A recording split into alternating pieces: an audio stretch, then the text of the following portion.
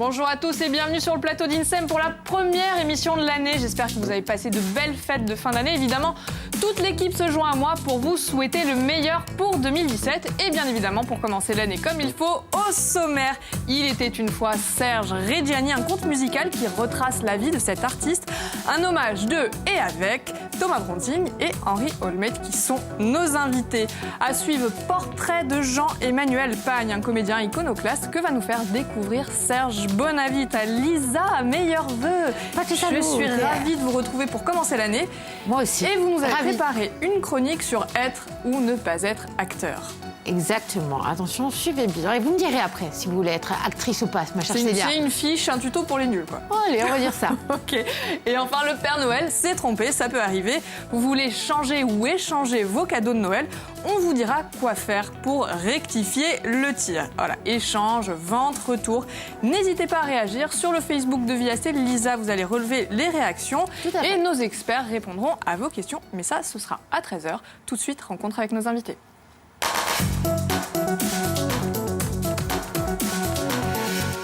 Thomas Bronzing et Henri Olmet, bonjour. Bonjour. Meilleurs vœux. Vous nous faites l'honneur d'être les premiers invités de l'année.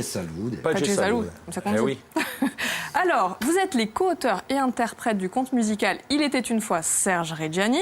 Vous serez sur scène demain soir à l'Espace Diamant, donc ça démarre à 20h30. 20h30. Et vous allez nous faire découvrir ou redécouvrir cet artiste inconditionnel. Et vous êtes fan d'ailleurs. Ah, bien évidemment, oui, on est super fan. C'était la motivation première. Ben voilà, c'était la motivation première. Et puis après, l'autre motivation, c'est que on se retrouve beaucoup dans cet artiste parce qu'il est comédien, il joue au théâtre, il joue au cinéma, il l'interprète, il chante, il écrit.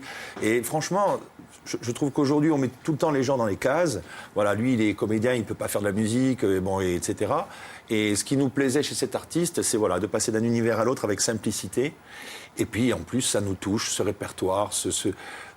Il est méditerranéen, il est italien, donc c'est des racines qui nous sont proches. C'est une histoire qui nous parle, qui nous touche au cœur. Et pour un interprète, quel cadeau de chanter Serge Reggiani. Vraiment. Et on sent tout le plaisir que vous avez à en parler. Ça, alors, qu'est-ce qu'on va retrouver dans ce spectacle? Est-ce que ce sont des reprises ou est-ce que ce sont vos compositions? Non, alors l'idée, c'était de venir saluer cet artiste qu'il a été. Donc, bien évidemment, ce sont les chansons de Reggiani. Je parle pour les passionnés de Reggiani. Vous y retrouverez bien évidemment tous les grands airs, les grandes chansons de Reggiani. On a fait notre propre approche, notre propre regard sur son répertoire.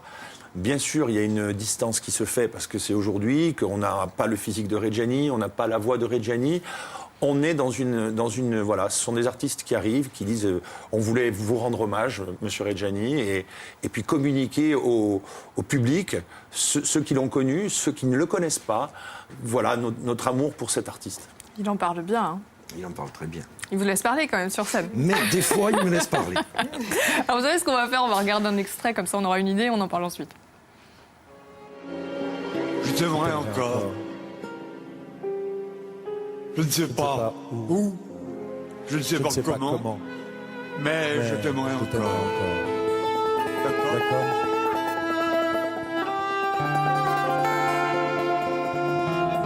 C'est moi, c'est l'italien. Est-ce qu'il y a quelqu'un? Est-ce qu'il y a quelqu'une? D'ici j'entends le chien et si tu n'es pas morte, ouvre-moi sans rancune. Nous sommes là, main dans la main, comme si nous n'avions pas d'âge. Mon oncle, fameux bricoleur, faisait en amateur des bombes atomiques.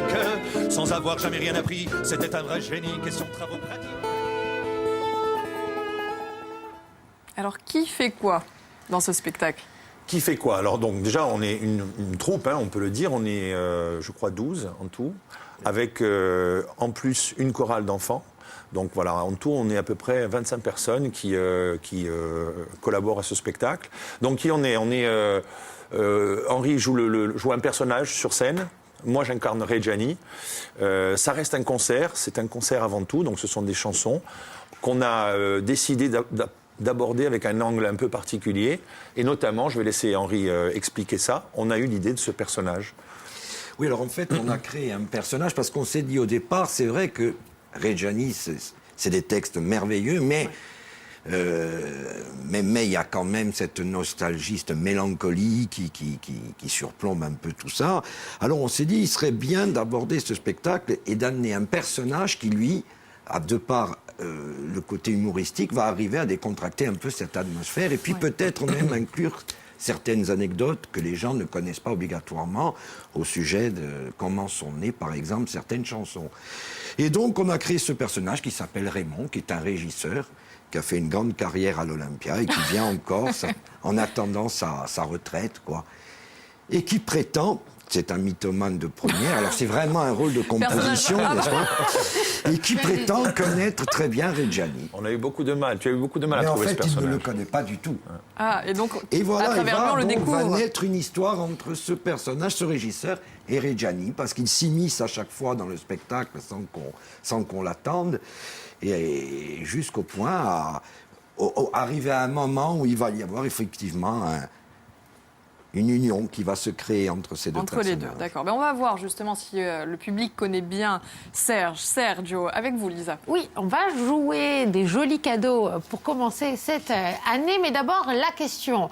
Alors, quel est le prénom de la première fille qu'a eu Serge Reggiani avec sa première femme? C'est bien avec ça? la deuxième. La deuxième. Oh là là. La deuxième. Il en a eu combien déjà d'ailleurs, C'est monsieur, ça parce aussi, que en même temps. piège. Ah ouais. Bon, alors, indice, c'est le prénom pour de vous l'une aider de un vous petit deux. peu. Voilà, c'est le prénom, soit Célia, soit le mien, en sachant que c'est pas le mien. Donc voilà. 0800 3x0 900, appelez-nous aujourd'hui à gagner le DVD d'Edmond Simeoni, L'Esprit militant, réalisé par Pierre-Antoine Bérech. Aussi, L'autre Corse de Luc Gavache aux éditions Clémentine et un chargeur de téléphone nomade, voilà, Wow. pour charger votre téléphone partout. Ce n'est pas un lingot, donc. Hein. Non, il est argent. Et si c'est une dame qui gagne, elle a Thomas 15 jours à la maison avec elle. Voilà. Qui lui fait à manger. donc. Voilà. Tout, Et le ménage. Tout, ouais. Oh, waouh. Des- La totale. Quelle chance. Là. Le standard explose, Non, enfin, on quand me dit, je dis la le standard totale, explose. je parlais de la Thomas. totale culinaire, attention. Évidemment, attention bien. évidemment. On peut pas savoir.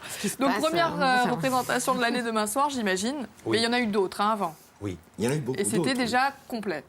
Eh ben, on a la chance. Honnêtement, on a beaucoup travaillé sur ce spectacle. C'est vrai, c'est un spectacle qui nous tient à cœur. Vous voyez la façon dont on en parle. On est vraiment Passionné, habité, ouais. passionné, bien sûr. Et on a la chance d'avoir vu lors de nos premières représentations, eh bien, le public au rendez-vous. Et puis vraiment, ce qu'on recherchait, ça se passe. C'est-à-dire que c'est un voyage dans le temps. Pour certaines personnes qui ont envie de ce petit coup de nostalgie et qui ont envie de repartir sur ces... On s'approprie l'histoire d'une chanson, on fait un parallèle avec sa propre vie, vous voyez ce que je veux dire? Et quand on sort et qu'on voit des gens qui ont la larme à l'œil, qui nous disent « Ah mon Dieu, vous m'avez rappelé ci ou là, etc. Je l'ai vu en telle année. » Bon, ça c'est le plus beau des cadeaux. Et puis alors, je suis étonné de voir qu'il y a des jeunes aussi. Moi, j'ai mes voisins, ils ont un fils qui a 17 ans et qui est venu nous voir, mais pour voir le spectacle, pas parce qu'il est venu voir son pour la voisin. traîner, ouais. Et il m'a dit, mais c'est super, mais vraiment. Donc il y a des gens, même dans la jeune génération, qui aiment ce type d'artistes, d'approche culturelle, musicale, ce type de répertoire. On en était persuadés et aujourd'hui, plus qu'hier encore. Oui, mais ça marche grâce à votre talent d'acteur. Néanmoins, Lisa n'est pas Leonardo DiCaprio qui veut. Non, alors effectivement, on peut voir sur scène, messieurs, on a envie de devenir acteur. Alors, est-ce que tout le monde peut le devenir? En tout cas, voici quelques astuces. Alors, non, moi, l'idée de me fâcher avec la profession. Je sais qu'en plus, vous connaissez Serge Reggiani et tous les deux. Je le non, sens. non, vous allez m'envoyer le fantôme de Serge. Moi, je veux pas. Un fantôme passe encore, mais un fantôme italien, non, merci. Alors, voilà. Comment faire? Alors, tout d'abord, on commence par une bonne formation. On est d'accord, messieurs? Bien sûr. Sachez que 80% des acteurs connus actuellement aujourd'hui sont passés par une formation. Alors, on est loin du casting sauvage. Hein. On connaît les grandes écoles telles que le Cours Florent, du côté de Paris, mais en ici, local, en local, bien sûr, on a le conservatoire Henri Thomas à Ajaccio et à Bastia, qui donne des cours pour enfants, ados, mais aussi adultes. Alors, ça se passe en plusieurs cycles. Il y a l'initiation, le cycle de détermination, parce qu'il faut être déterminé quand on veut devenir comédien, on est d'accord? Et puis après, il y a l'approfondissement des acquis. Toujours du côté d'Ajaccio, on a Philou Dampareira qui donne des cours pour les enfants avec Livia Stromboni ou alors Logo Théâtral. Vous pourrez suivre les cours de Mariana Nativi. Mais si vous n'avez pas, ça peut vous donner des idées, mais si vous n'avez pas le temps de vous former, vous pouvez toujours partir à Hollywood. Alors là-bas, pas question de suivre une formation, mais plutôt de réseauter. Alors, faites-vous des amis connus si vous pouvez, pourquoi pas un gang. Connaissez-vous le gang de Poussy Poussy? Oula. Alors, ce gang-là, regardez, que des têtes connues, parce qu'en en 1998, l'homme le plus puissant du monde n'est pas Bill Gates, mais Leonardo DiCaprio, bien sûr. Baz Luhrmann en a fait son Roméo plus Juliette et il a fait mourir à la fin. Puis après, il a été dirigé par James Cameron. Alors voilà, quelques petites scènes érotiques dans la voiture, sur le canapé, dessine-moi comme une était française. Et puis voilà, il le fait toujours mourir à la fin, mais ça y est, sa carrière est lancée et il se crée la Léomania.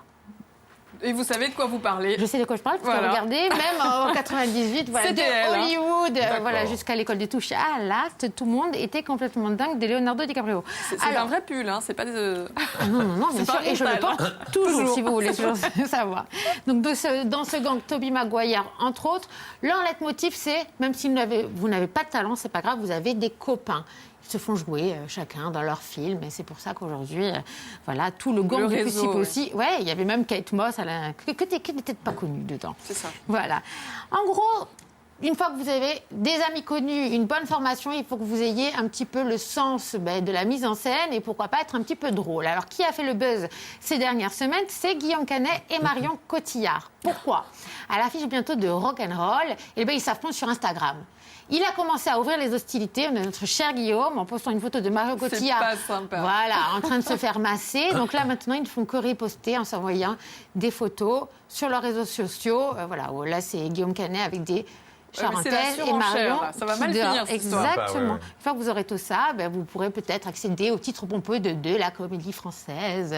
Voilà. En tout cas, c'est là, je vous laisse. C'est avec Thomas et Henri de la Comédie Corse. Très bien, merci Lisa. Caché dans le public, il y a, derrière, vous ne le voyez pas, mais il y a quelqu'un qui a participé justement au spectacle et qui prend des photos depuis tout à l'heure. Hein. Eh oui, parce que... Il ne faut pas balancer des photos comme ça, on ne le voit pas. Mais c'est vrai que vous êtes nombreux. Hein. Est-ce qu'on peut les citer ? On va les citer, mais déjà, je précise une chose, c'est une troupe. Donc, dans une troupe, le batteur, bon là, c'est Franck Bessard qui est le batteur du spectacle. Il peut faire à manger, il peut prendre des photos, il peut changer une roue. Il faut être un peu polyvalent dans une troupe. Donc voilà, donc pour être plus sérieux, donc Guy Chimine nous a mis en scène, ouais. Donc on ne le présente plus. Vous parliez d'école de théâtre, voilà, il y a Théâtrine ou à Bastia aussi où on peut se former au théâtre. Donc voilà, il y a Eric Salvaré, il y a la guitare, il y a Pierre Roboulot qui est au piano et qui est à la direction musicale parce qu'il y a le quatuor. Il y a le quatuor à cordes Élixir. Quand on est nombreux comme ça, à un moment donné, dans les postes, il faut des décideurs, des gens. Mon Pierre Roboulot, on a fait appel à lui. J'ai fait appel à lui parce que d'abord, c'est quelqu'un qui, pour moi, a énormément de talent. Et puis, il fallait quelqu'un qui est un vrai musicien, une vraie compétence. Et aujourd'hui, ça fait que ça marche. Qui j'ai oublié? Donc, Marilène Jamard, qui est la chorale. Avec les enfants, une école de Jean-Marie Janelli à la basse. Donc vous voyez, on est Thomas Silver à la vidéo. Il y a la projection vidéo, la comédie, le chant, il y a énormément de choses. Alors, avant d'en savoir davantage sur ce spectacle, ce soir, Lisa, à ne pas rater, sur Viastel. Qu'est-ce qu'on regarde? À 20h35, Sporting Corsica. Alors, qui est l'invité? Ce soir, on a un invité de choix. Il s'agit de, pas Edmond, mais de Gilles Siméone, président de l'exécutif. Alors, Sporting Corsica sera un petit peu spécial, plus politique que d'ordinaire, moins imagé, mais sans nul doute attendu. Alors, soyez au rendez-vous ce soir avec Gilles Siméone, une émission préparée et présentée par Xavier Pierre-Lovis et Laurent Vincenzini, toujours. Et c'est à quelle heure? 20h35. 20h35, très bien. Alors, on va marquer une pause pour découvrir un autre comédien, Jean-Emmanuel Pagne. C'est ce qu'on appelle une vraie tronche, si je puis me permettre, un talent aux multiples facettes. Et c'est Serge Bonavide qui nous le fait découvrir. On regarde. Acteur aux multiples visages, Jean-Emmanuel Pagne s'est affirmé au fil des rôles comme un comédien aguerri. Aussi à l'aise en costume d'époque qu'en personnage multibarré, il navigue à vue entre théâtre et cinéma et de projet en projet avec une seule idée en tête, faire son métier avec passion et enthousiasme.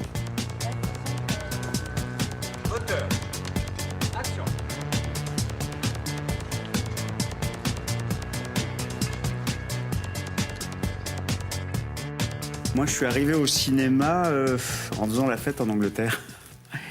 Donc voilà, parce que je suis parti 10 ans en Angleterre j'étais supposé partir 1 an et puis finalement j'y suis resté 10. Mais au bout de 4 ans, j'avais un pote dans une maison de prod qui me dit tiens, je connais telle productrice qui cherche un acteur pour... J'avais jamais fait ça, je suis allé dans un photomaton faire des photos, j'ai envoyé ça.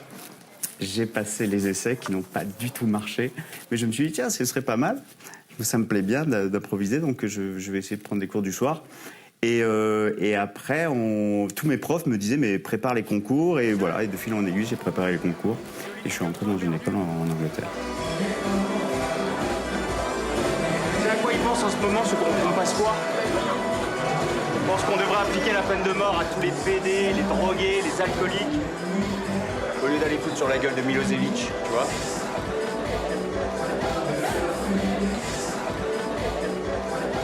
C'est ça qui est intéressant, c'est de... Si c'est pour filmer Jean-Emmanuel Pani, aucun intérêt, franchement. Maintenant, si c'est pour filmer Jean-Emmanuel Pani qui interprète tel personnage et qui change complètement de personnalité, là c'est intéressant. Et c'est le rôle du réalisateur de t'emmener dans cette direction. Le pinchut avec un bouc, il a mené un double jeu. Il a dit qu'il fallait frapper un grand coup.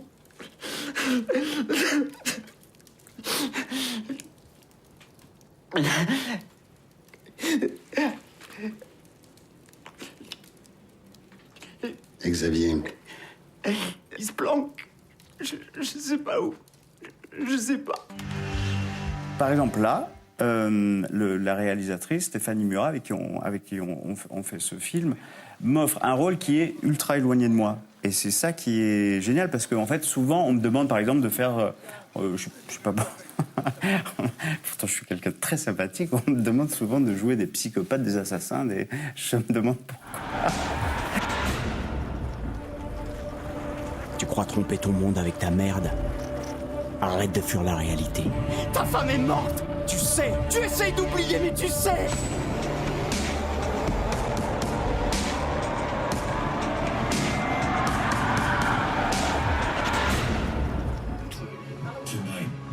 J'y suis allé parce que Pascal, on se connaît très bien, surtout en tant qu'ami, mais surtout dans le travail.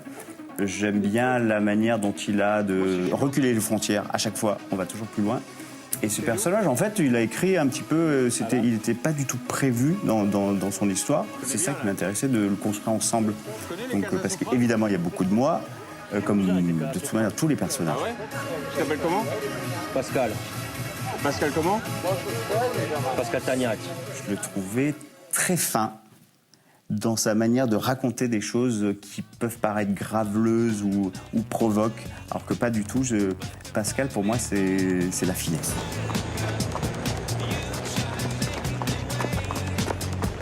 Avec toujours plein de projets dans sa besace, Jean-Emmanuel Pani court toujours après la muse du cinéma et un idéal, celui de jouer encore et toujours des personnages forts qui l'amèneront plus haut et plus loin à l'écran et aussi dans la vie.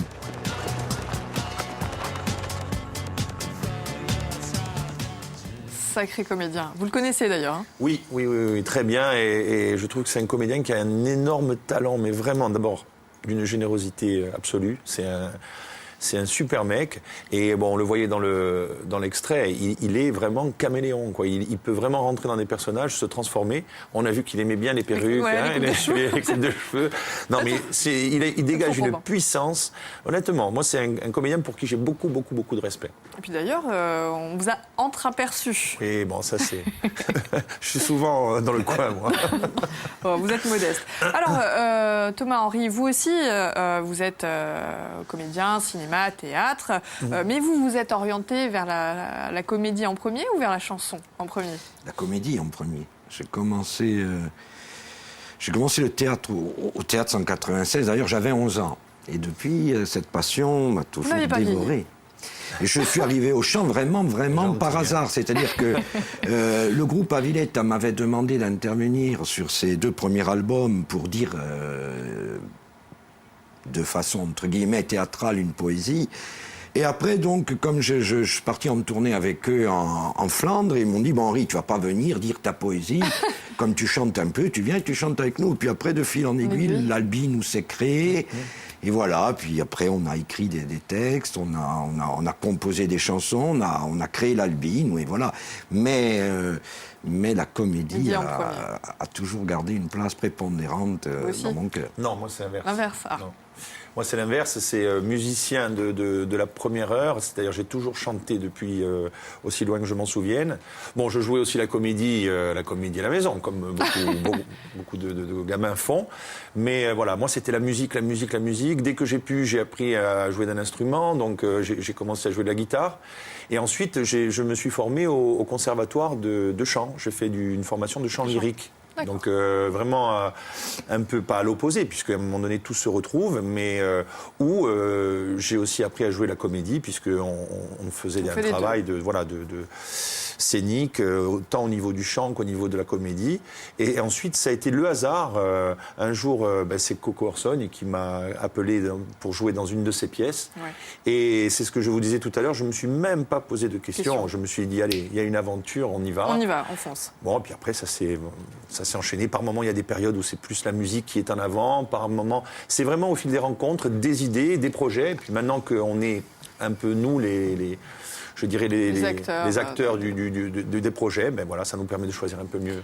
Ah ben, on rappelle, c'est demain soir, il était une fois Serge Reggiani à l'Espace Diamant. Mais avant ça, vous pouvez profiter de votre journée, mais ça va dépendre de la météo.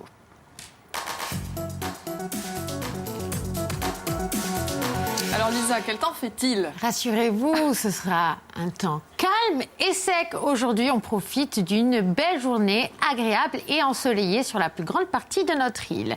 Sur le sud-ouest de l'île et sur la région ajaxienne, des nuages remontent du sud en fin d'après-midi, donnant un temps qui devient gris. Sur le Cap Corse, c'est un vent de tendance sud qui souffle avec des pointes à une trentaine de kilomètres/heure. Mais bon, rien de très impressionnant.